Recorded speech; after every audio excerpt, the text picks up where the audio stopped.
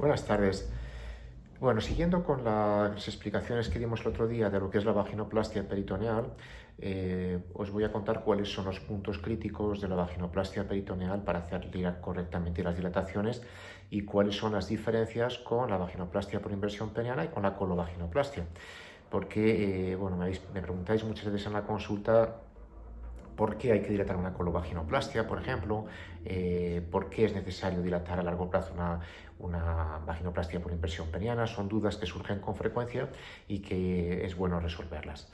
Bueno, la vaginoplastia peritoneal tiene fundamentalmente dos puntos críticos.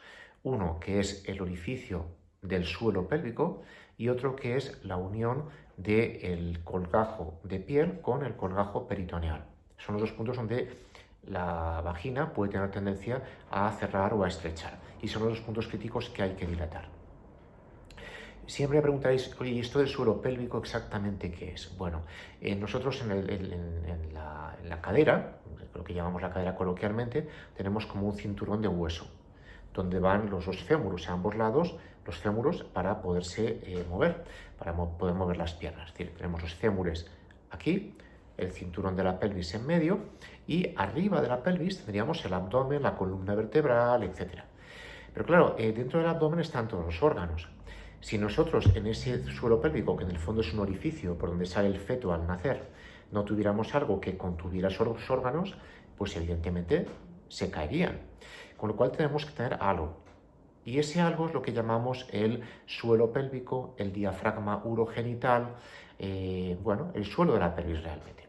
Y no es nada más que un músculo plano que cierra ese orificio del cinturón pélvico. Recordar que es el cinturón pélvico y a ambos lados van las piernas, van los dos fémures, y en ese orificio del suelo pélvico tenemos esa plancha lisa de músculo que solo la atraviesan dos o tres estructuras.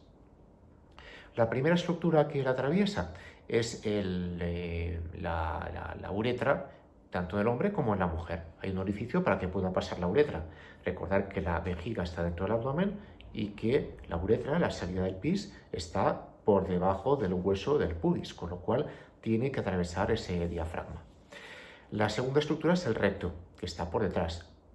Lo mismo, pasa igual, el recto es un órgano intraabdominal y tiene que salir hacia el ano, que está por debajo del cinturón de la pelvis. Y por último, en la mujer tiene que existir un orificio para la vagina, que en el caso de una mujer trans, pues no lo tenemos al principio y hay que hacerlo. Y ese es el punto, uno de los puntos críticos de dilatación, porque aunque nosotros hagamos un orificio muy amplio, el organismo, cuando hay un orificio, una herida, tiene tendencia a cerrarla y por lo tanto será un punto de estrechez, un punto que hay que dilatar. Es decir, que incluso en una colovaginoplastia hay que recordar que si no dilatamos ese orificio en el primer año, tendrá tendencia a estrechar o incluso puede llegar a cerrar completamente, aislando completamente la parte del intestino grueso que está por arriba de la salida y llevando un mal resultado incluso en la colovaginoplastia. En la peritoneal, pues pasa igual. Tenemos que atravesar ese ese diafragma pélvico, y en la vaginoplastia por inversión peniana igual, porque tendremos la entrada al canal vaginal primero por debajo del cinturón pélvico, atravesaremos ese diafragma hacia arriba y luego la última parte estará dentro del abdomen.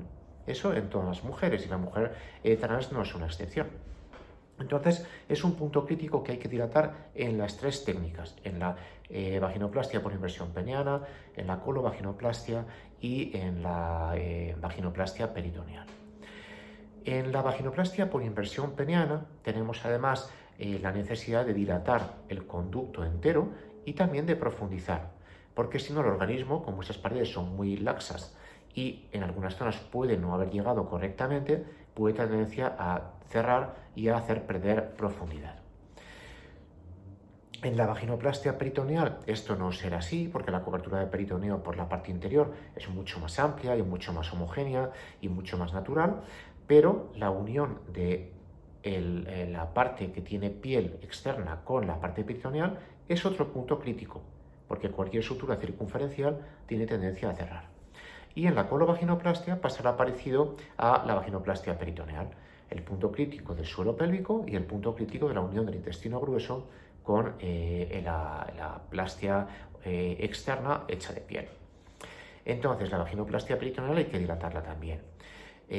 Para eso, ¿qué vamos a utilizar? En primer lugar, es importante que la primera semana llevemos ese tampón vaginal o ese sellado vaginal con un taponamiento especial que va a hacer que las paredes de toda la plastia de piel se peguen al lateral y se vascularicen correctamente y que retiramos al cabo de una semana.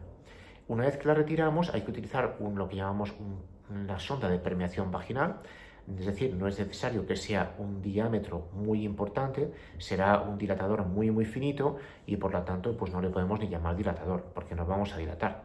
Lo que vamos a hacer simplemente es utilizarlo para ir viendo hasta qué profundidad llega la sonda, evitar que el organismo tenga tendencia a cerrar porque estamos utilizando algo que impide que eso cierre y nos va a permitir el paso para que al cabo de unos días podamos empezar con los siguientes dilatadores. Cuando nosotros hablamos de dilatar, siempre tenemos que pensar en dos cosas: mantener la profundidad y mantener o ampliar el diámetro. Por lo tanto, mientras no hayamos llegado con los dilatadores más pequeñitos a la longitud que estamos utilizando de la sonda inicial fina, debemos de mantener la utilización de esa sonda fina. Imaginemos que llegamos a 18 centímetros con la sonda fina. Muy bien, como los primeros dilatadores que aumentan en diámetro no son tan largos, nosotros tenemos que mantener la utilización de esa sonda larga y hasta que por lo menos no alcancemos la misma longitud con el resto de los dilatadores. Eso es muy importante. A medida que vamos incrementando el diámetro, las dilataciones se van haciendo molestas, a veces dolorosas.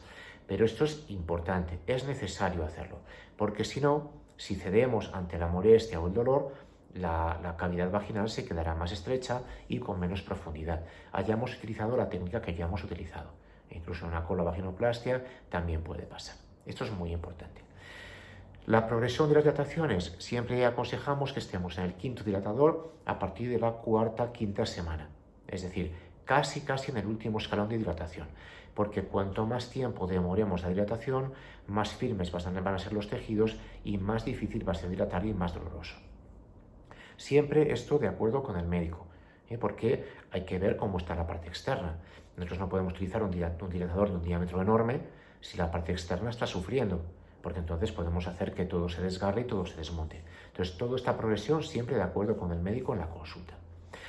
Y otra cosa muy importante es cómo se hace la dilatación en cuanto a la dirección del dilatador.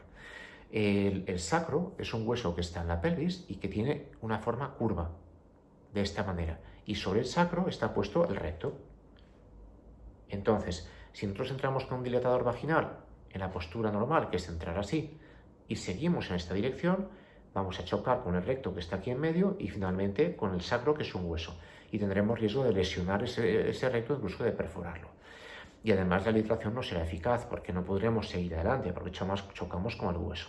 Con lo cual, aunque al principio introduzcamos el dilatador en este sentido, es importante, en cuanto lleguemos 2 o 3 centímetros y ya hemos sobrepasado el suelo pélvico, mover la mano para abajo, hacia la espalda, para hacer que la punta del dilatador suba y se dirija hacia arriba, hacia la cavidad abdominal. De esa manera sabremos que lo estamos haciendo correctamente. Y un testigo importante de que lo estamos haciendo bien es que no notamos ganas de ir al baño. Es decir, cuando nosotros empujamos el recto con el dilatador, vamos a notar ganas de hacer deposición, como si tuviéramos que ir rápidamente al baño. Esto indica que estamos chocando con el recto y después con el sacro con el dilatador. Y por lo tanto la postura es incorrecta. Siempre que notemos esto durante la dilatación, tenemos que mover la mano más para atrás, para la espalda, para que la punta suba y evitemos el contacto con el recto. Todo esto es muy importante. Muy bien, pues nada más, seguiremos haciendo vídeos para que tengáis toda la información posible sobre cómo hacer en el postoperatorio y aquí estamos a vuestra disposición. Un abrazo, hasta luego.